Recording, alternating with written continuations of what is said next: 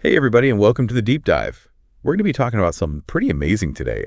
Yeah. Hacking your brain for addiction recovery. So Cool. if you are maybe in recovery yourself or just interested in how to optimize your brain, we've got some really interesting information for you today. Yeah, for sure. We are diving into Bill Harris's The Brain Hack Report. Okay. It kind of takes a practical neuroscience approach to self-improvement, and it's almost like a user manual for your mind. I like that. A user manual for your mind. Yeah. Yeah. And we're going to be looking at 6 powerful strategies to rewire your brain for better outcomes. I think what's so cool about this is that he really goes beyond theory, and he actually gives you concrete things that you can do Yes. based on, how our brains work and the science behind it.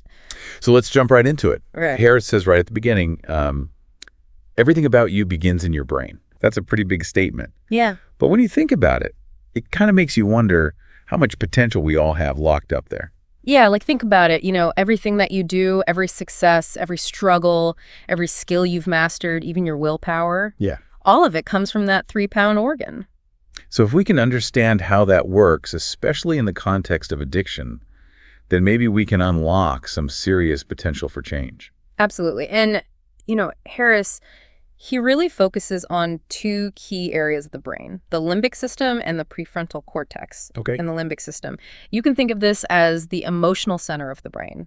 It's responsible for our impulses, our gut reactions, especially to things like stress or threats. So it's kind of like the alarm system. Yes, exactly. Always on the lookout for danger. Always scanning for danger, exactly. Okay. Now, the prefrontal cortex is more like the thoughtful planner. Okay. It's the part of the brain that helps us to make decisions, helps us to control impulses and really think things through. So it's kind of like a constant tug of war between these 2 parts of the brain. Yeah, exactly. And, when it comes to addiction, the limbic system often takes over, driving those really intense cravings and those impulsive behaviors. Yeah, that makes sense. And to kind of illustrate this, he talks about this really fascinating study, the Stanford marshmallow test. Oh, I've heard of that. The one where they tempt the little kids with the marshmallow? Yes, that's the one. Right. So they gave these little kids a marshmallow and said, hey, you can eat this right now. Okay. Or if you wait 15 minutes, you can have 2. Oh. And what was so interesting is that they followed these kids for decades. Really? And they found that those who could delay gratification, those who resisted that marshmallow, Wow. they ended up having much better outcomes in life. Things like higher SAT scores, lower rates of addiction. They even had higher incomes. Wow. So they could kind of see a glimpse into the future based on whether they ate that marshmallow or not. Yeah, pretty much. And it really all boils down to the prefrontal cortex.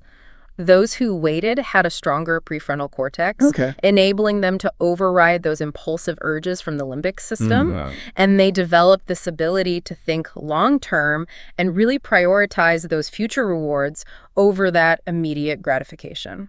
It's so interesting how this all connects to, addiction. Yeah. When you're really struggling with addiction, it's almost like that limbic system is calling all the shots. Yes, absolutely. But then if we can strengthen the prefrontal cortex, then maybe we can get a little more control over that. That's exactly the idea. And one of the key players in this whole process is this neurotransmitter called dopamine. Oh, dopamine, isn't that like the feel-good chemical? It is, right? But it's a little bit more complex than that. Okay. Dopamine is really crucial for motivation and pleasure, but it's also what drives a lot of our impulsive decisions. So it's that rush of dopamine that makes addictive substances so hard to resist. So how do we break free from that dopamine cycle, especially when it comes to, recovery? Well, that's where these 6 strategies come in.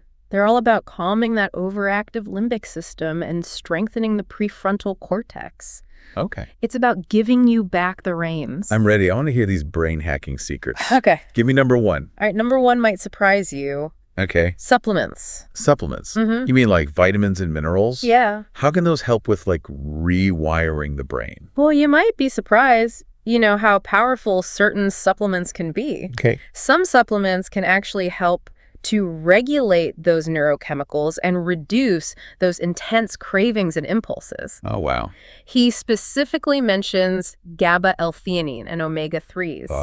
And think of these as giving your brain those extra nutrients that it needs to function at its best. It's really fascinating to think that we can actually influence our brain chemistry with natural compounds. Exactly. That's pretty neat. Yeah. What's number 2? This one's completely free and accessible to anyone. Breathing exercise. Breathing exercise. And I don't just mean breathing in and out. I'm talking about specific techniques that can really calm the nervous system and reduce those stress hormones.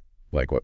He highlights techniques like box breathing and the 6-7-8 method, which even Navy SEALs use to regulate their stress response in those really high-pressure situations. Wow. And these techniques, they slow down your heart rate, and they kind of hit the pause button on that fight-or-flight response that can drive that impulsive behavior. I'm starting to see a pattern here. Yeah. Like we're taking control of our physiology to influence our brain activity. Yes. It's like we're retraining our brains to respond differently to stress and temptation.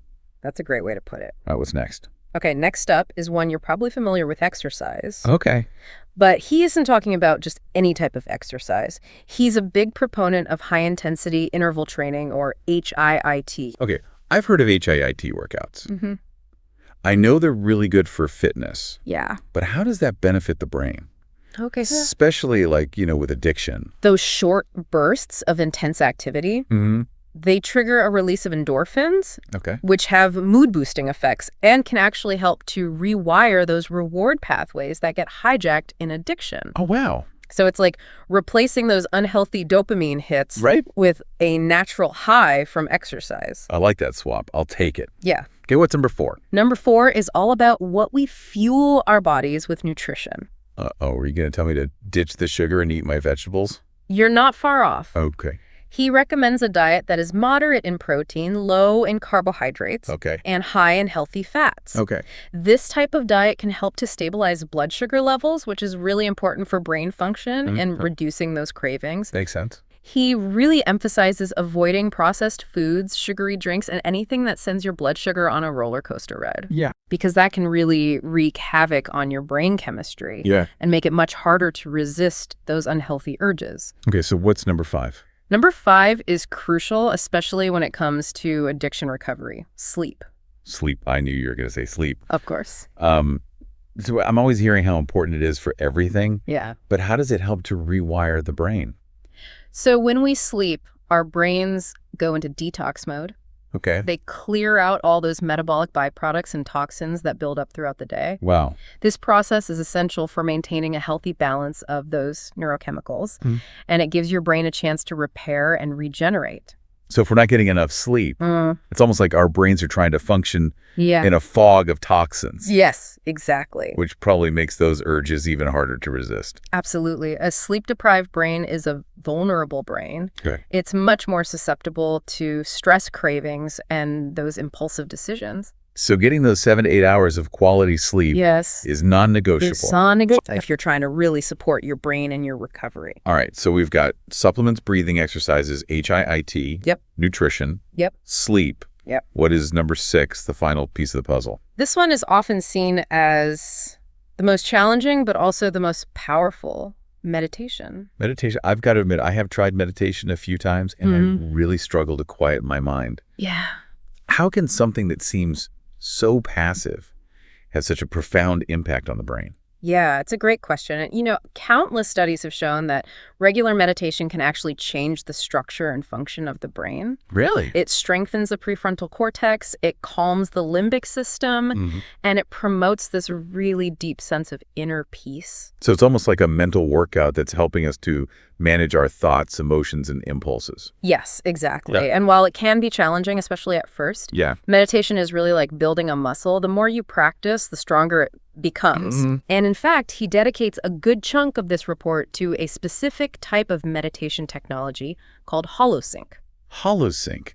That sounds really intriguing. Yeah. I'm curious to learn more about that. Yeah, we'll definitely dive into that after the break. Okay. We'll explore those final 3 strategies in more detail. All right, sounds good. Stay with us. So before, we were talking about how meditation can be a real game changer for strengthening that prefrontal cortex. Right. And you mentioned this interesting technology called HoloSync. Yeah. It sounds almost too good to be true. Like you can hack your brain into a meditative state just by listening to some sounds. Right. I'm a little skeptical, but definitely curious to learn more. Yeah, I understand the skepticism, but there's actually a lot of research behind this. Okay. So HoloSync uses specific audio tones to create something called binaural beats. Okay. And it works by playing slightly different frequencies of sound into each ear. Okay, and what happens when your brain hears these different frequencies? Essentially, your brain creates a third frequency, a binaural beat, to reconcile the difference. Okay. And this third frequency can actually influence your brainwave patterns, guiding them into a state that's very similar to what experienced meditators achieve. So by listening to these binaural beats, we're essentially tricking our brains into thinking that they're meditating. In a way, yes. And it's not just some new age gimmick. There have been studies on binaural beats and their effects on brainwave activity. Research has shown that they can induce relaxation, focus, even creativity. That's pretty fascinating. So if someone struggles with traditional meditation, Holosync could be a viable alternative. It could be. Harris certainly seems to think so. He highlights research that was done at places like the Menninger Clinic and Mount Sinai Medical Center, showing that Holosync can create noticeable changes in brainwave activity, similar to what's seen in experienced meditators. Interesting. What kind of benefits are we talking about here? Could Holosync actually help someone you know in recovery? Yeah, users report a whole range of benefits, reduced stress, improved focus, greater emotional resilience, even deeper spiritual experiences. That's quite a list. But wouldn't all those benefits also come with traditional meditation? Of course, traditional meditation can offer those benefits too. Okay. But the appeal of Holosync is that it can potentially speed up the process. Okay. It's like a shortcut. Yeah. Though it's still important to approach it with intention and consistency. Right. It's not like a magic pill. Yeah. Okay, well, before we get too carried away with Holosync, we still have 3 more strategies to cover. Right. What's next on the list? Well, after discussing meditation, which can benefit both the limbic system and the prefrontal cortex, we have a few more ways to specifically enhance that skilled rider, the prefrontal cortex. Right, because it's not just about calming the limbic system. Yeah. It's about strengthening our ability to control those impulses. Exactly. So how do we give the prefrontal cortex a boost? Well, Harris suggests a few things. First, certain supplements known for their cognitive enhancing properties. He mentions acetyl L-carnitine, which plays a role in energy production within brain cells, and alpha-lipoic acid, a potent antioxidant that protects brain cells from damage. He also reiterates the importance of omega-3 fatty acids, particularly EPA for healthy cell membranes in the brain. So we're giving our prefrontal cortex like a power-up with those nutrients. Exactly. What else can we do? Harris is a big advocate for something called rehearsal or practice. He cites the work of Dr. Michael Merzenich, who has done groundbreaking research in the field of neuroplasticity, the brain's ability to change and adapt throughout life. So we can actually rewire our brains through specific exercises. Exactly. Dr. Merzenich developed a series of brain training exercises that are designed to sharpen different cognitive skills. He even has this platform called www.brainhq.com that offers a variety of brain-boosting activities. Brainhq.com. I'll have to check that out. Yeah. What kind of exercises are we talking about? They have a wide range, targeting different cognitive areas. Some focus on memory, like remembering sequences or patterns. Others challenge attention, quickly identifying and responding to stimuli. They even have exercises for spatial reasoning. Wow. Like mentally rotating objects or navigating virtual environments. It sounds like a brain gym. Yeah, it is. Sign me up. The key is to find activities that challenge you and keep your brain engaged. It's like any workout consistency is crucial for seeing results. Right. You're not going to build mental muscle overnight. Exactly. And I have a feeling you're going to bring up our star player again, right? You know me too well. Meditation. Okay. See, even though we've covered a lot about how meditation helps calm the limbic system, it also plays a key role in strengthening the prefrontal cortex. So it's like a double whammy for brain optimization. Exactly. Well, we already talked about meditation quite a bit. Right. What specifically makes it so beneficial for the prefrontal cortex? Mindfulness meditation in particular is about focusing on the present moment without judgment. And this strengthens the prefrontal cortex's ability to regulate attention control impulses and manage emotions. So it's like training your brain to be less reactive and more intentional. Precisely. In your thoughts, feelings, actions. Exactly. And the great thing about meditation is that you can do it anytime, anywhere without any special equipment. Just find a quiet space, focus on your breath, and gently guide your attention back whenever your mind wanders. There's also guided meditations online and through apps, which can be really helpful, especially when you're starting out. Okay, you've convinced me meditation is definitely going back on my to-do list. Good. All right, so we've covered all 6 strategies now. Supplements, breathing exercises, HIT, nutrition, sleep, and meditation. Yes. What's the main takeaway here? Why should our listeners care about all of this, especially when it comes to, addiction recovery? The key takeaway is this. You have more control over your brain than you think. By understanding how these different areas of the brain interact, and by using these 6 strategies, you can start to shift the balance of power, calm that impulsive limbic system, and strengthen your prefrontal cortex. Okay. You can retrain your brain to respond differently to stress cravings and temptations. That's incredibly empowering. Yeah. But I imagine it's not always easy to put these strategies into practice. Right. Especially when you're in the midst of addiction. You're absolutely right. It takes effort, it takes commitment, and often professional support. Yeah. But the potential for change is real. Okay. And remember, it's not about perfection, it's about progress. Yeah. Every small step you take towards implementing these strategies is a step towards reclaiming your power and creating a better life for yourself. That's a great point. It's about empowering yourself to make choices Yeah. that support your brain health and your overall well-being. Exactly. And remember, you don't have to do it alone. Yeah. There are resources available like therapists, support groups, even online communities that can provide guidance and support along the way. Absolutely. Seeking support is crucial, and it's a sign of strength, not weakness. Yeah, I love that. Well, it's been an incredible journey exploring the world of brain hacking with you today. It has been fun. It's amazing to think that we have the power to literally reshape our brains and create positive change in our lives. Yeah. Before we wrap things up, I have one final question for you. Okay. We've talked a lot about the science of brain hacking, Right. but I'm wondering, is there an art to it as well? That's a great question, and I would say yes, absolutely. Okay. It's not just about following a rigid set of rules. It's about becoming a curious explorer of your own mind. Okay. Pay attention to how your brain responds to different strategies. Yeah. Experiment, adjust, and find what works best for you. It's about listening to your body and your brain and finding what resonates with you. Exactly. There's no one-size-fits-all approach when it comes to brain hacking. Right. It's a personalized journey of self-discovery. Yeah. And remember, the brain is constantly changing and adapting. You have the power to shape your own brain and create the life you truly desire. What an inspiring thought to end on. So listeners, as we wrap up this deep dive into the Brain Hack Report, we encourage you to embrace the journey of brain optimization. Yeah. Explore these 6 strategies. Experiment, find what works for you, and remember, you have the power to create positive change in your life starting right now. Keep those brains buzzing. And we'll catch you on the next deep dive.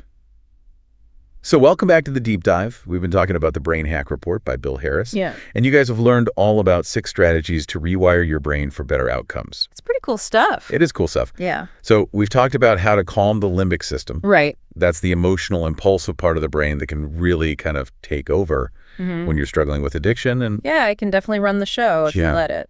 And we've also talked about ways to strengthen the prefrontal cortex, Right. which is the part of the brain that's responsible for planning and decision-making Yeah. and impulse control. Exactly. It's amazing to think that we actually have this power to intentionally reshape our brains, It is. to create new patterns and habits that support our well-being. I think it's a remarkable concept. It is. Yeah. I'm curious, do you think most people are aware of this power, that they have this ability to influence their own brains? You know, I think awareness is growing, but there's still a lot of misunderstanding out there. Okay. People often think of the brain as this fixed entity that we're stuck with whatever we're born with. Yeah. But the field of neuroplasticity has really shown us that that's simply not true. So we're not just victims of our genetics or our circumstances. Not at all. We have far more agency than we realize. Oh, man. Every thought, every action, every choice we make is shaping our brains for better or for worse. Okay, so let's talk about those choices then. Yeah. We've covered 6 strategies, but I want to make sure that our listeners really grasp how these tools can be applied in their own lives. Yeah, for sure. Let's recap those brain hacking strategies with a special focus on how they can support, you on your own recovery journey. Okay. All right, starting with number 1, supplements. Yeah. You mentioned GABA and L-theanine and omega-3s. Right. How do those actually work to support the brain? Well, think of supplements as providing your brain with the building blocks that it needs for optimal function. Okay. So, for example, GABA is a neurotransmitter that has calming effects. It can help reduce anxiety and promote relaxation, which is crucial when those cravings and urges hit. L-theanine is another one that promotes a sense of calm and focus without making you drowsy. Okay. And then we have omega-3s, which are essential fatty acids that play a crucial role in brain health. Right. They support healthy cell membranes and communication between neurons, which can help improve, cognitive function and emotional regulation. It is fascinating to think that we can influence our brain chemistry with these natural compounds. Right. It's like giving your brain the extra support it needs to function at its best. Okay. Strategy number 2, breathing exercises. Okay. A lot of people, I think, underestimate the power of the breath. Yeah, for sure. The breath is an incredibly powerful tool. It's the bridge between our mind and our body, and we can consciously use our breath to influence our physiology and our mental state. You mentioned box breathing and the 6-7-8 method. Yeah. How do those work to calm the nervous system? So these techniques are designed to slow down your breathing rate and activate the parasympathetic nervous system. That's the rest and digest part of your nervous system. And when you slow down your breath, you're essentially signaling to your body that it's safe to relax. Okay. This can help reduce those stress hormones, slow down your heart rate, and bring you back to a state of calm and balance. Okay. And the great thing about these techniques is that they're really easy to learn, and you can do them anywhere, anytime you feel those cravings or those stressful emotions start to rise. It's like a built-in stress reliever. Exactly. That we have at our fingertips. Yeah. Okay. So strategy number 3, HIIT, high-intensity interval training. Yes. I've heard it's great for fitness, but how does it benefit the brain? Yeah. So HIIT workouts, they involve short bursts of intense activity, followed by brief recovery periods. And this type of exercise has been shown to increase levels of a protein called BDNF, which is like fertilizer for the brain.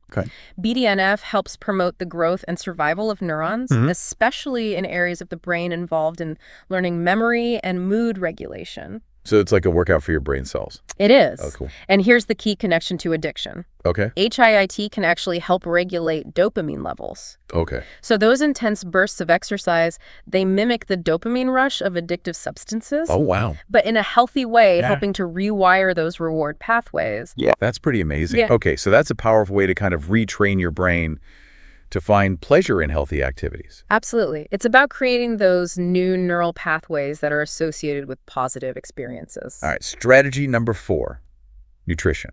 Okay. We all know food is fuel. Yeah. But it's easy to forget how powerfully it impacts our brain function. The food we eat literally becomes the building blocks of our brain. Right. And when it comes to addiction recovery, what you eat can either support or sabotage your efforts. Wow. Harris recommends a diet that's moderate in protein, low in carbs, and high in healthy fats.